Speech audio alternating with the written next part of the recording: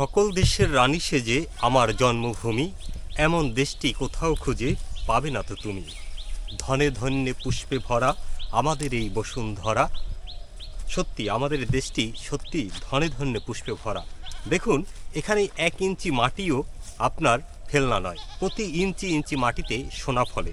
এই যে দেখুন কচু গাছ, এটা কেউ চাষ করেনি, সম্পূর্ণ প্রাকৃতিকভাবে এখানে কত সুন্দর কচু গাছ হয়ে রয়েছে।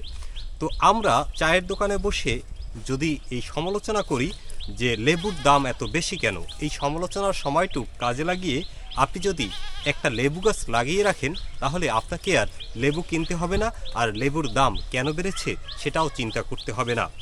আমার যে ধারণা, তাতে বাংলাদেশের এই প্রতি ইঞ্চি মাটিতে যদি চাষ করা হয়, তাহলে এদেশের সবজি বা ফল যাই হোক, কৃষি, সেটা খাওয়ার মানুষ খুঁজে পাওয়া যাবে না।